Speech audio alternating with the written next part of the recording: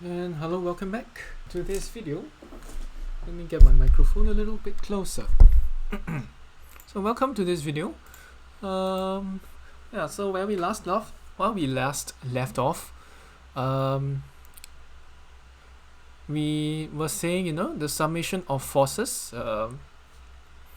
Okay, I think I got this a little bit wrong. So let me get this off. The summation of forces should be the forces acting on the control volume from the top, from the bottom, from the left, and from the right. Of course, there are body forces as well, but these are not like present in the system, so that's fine. And the accumulation term should be in over here, and in the so-called change in momentum, right? So the summation of forces should contribute to the accumulation term, the accumulation of momentum, x momentum in the system. And of course, there is the rate of accumulation of momentum in the system, and of course the inflows and outflows. I think these two are like the same. I'll use better wordings, okay?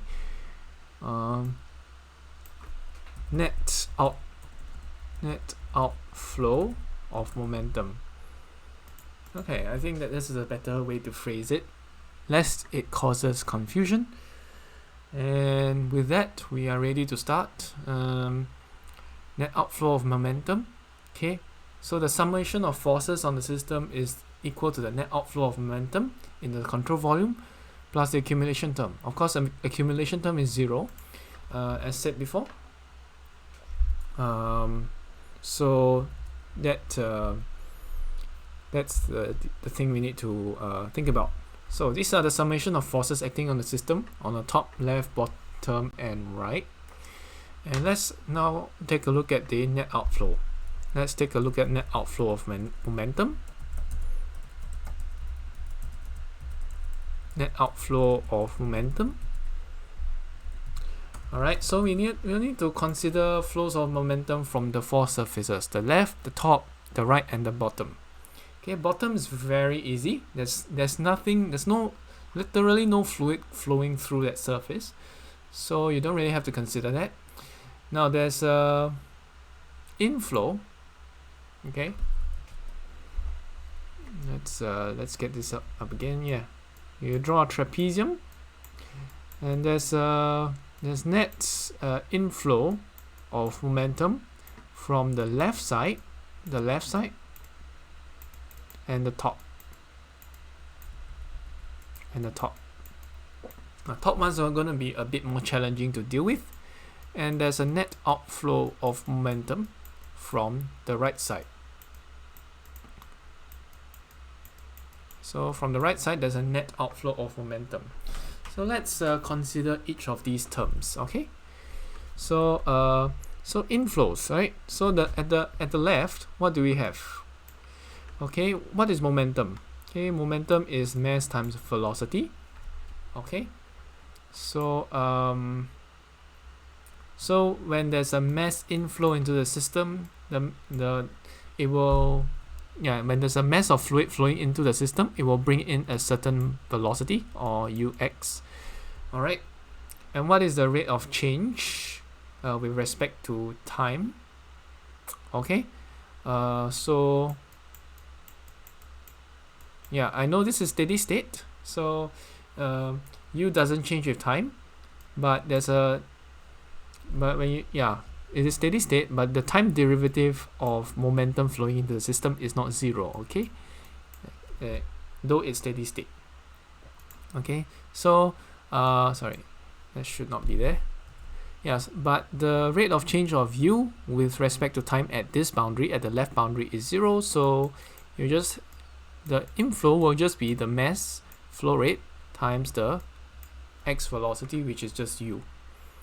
Okay, what is this mass flow? It's you can think of it like this: rho, which is the density of the fluid, times volume flow. So rho v into u. Okay, I'll just leave the thing as u. Okay, rho v and u, where v is some volumetric flow rate into this surface. And of course v can be written as a u. Okay, au, and then you times another u, and you just put a square there. Not too much of an issue. So this is what the whole thing would look like. But if you want to look at integral form, you can look at it like this: rho u square dA over this surface here. Okay, so hopefully that clarifies things a lot. So the rate of inflow through this system will be rho u square dA. All of this will have to be evaluated at x. Okay, so let's do our left wall, left side inflows. Okay, or left side outflow, because you want to look at net outflow of momentum. So the left side outflow will be negative, right? So there's a negative of this. Okay, so let's just write minus integral over dA of rho u square dA. Okay, and evaluate this at x. Okay, nothing too confusing there, I hope. And likewise for the right hand side, it is right hand side outflow is pretty simple as well. The formula is pretty much the same, except you evaluate all these terms at x plus delta x. Okay.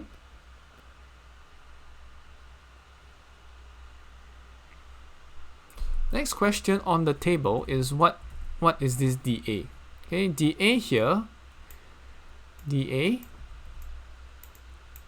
Okay, dA is actually this boundary layer height, which is the y side, and then of course you need a z. All right, so this y length equals to delta. This z length equals to, I'll just call this LZ. Okay, so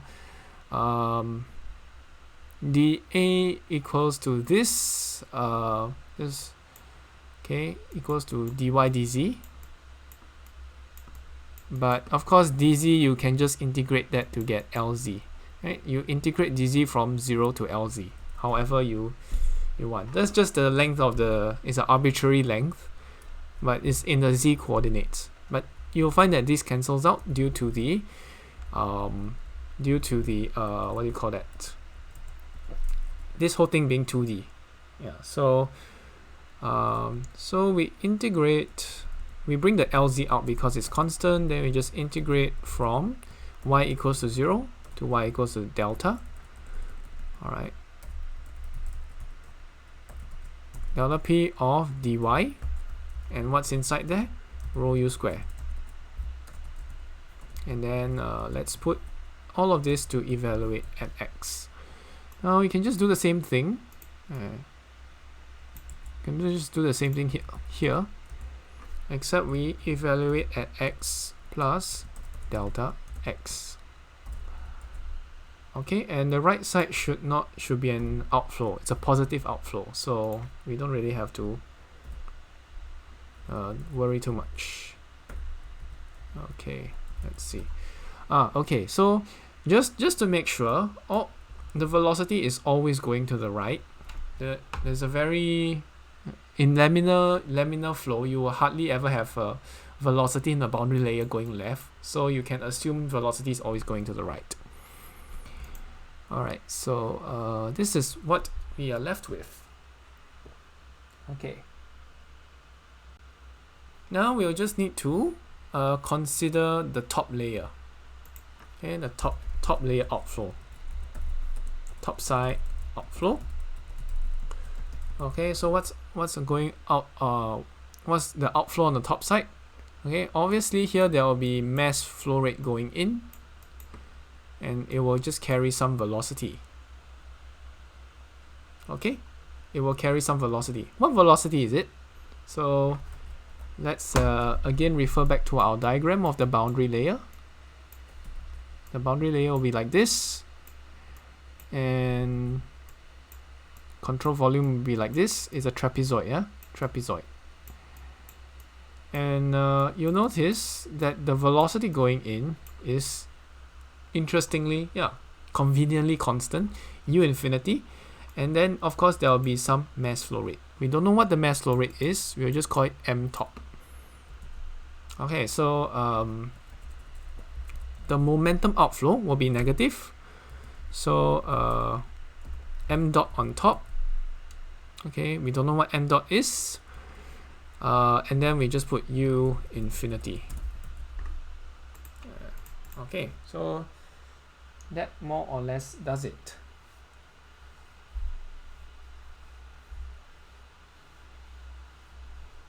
Okay, I forgot to put the top over here.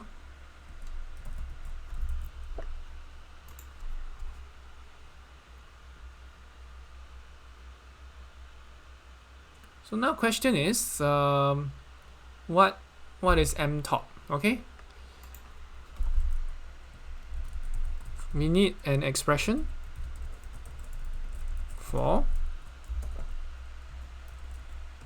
m top.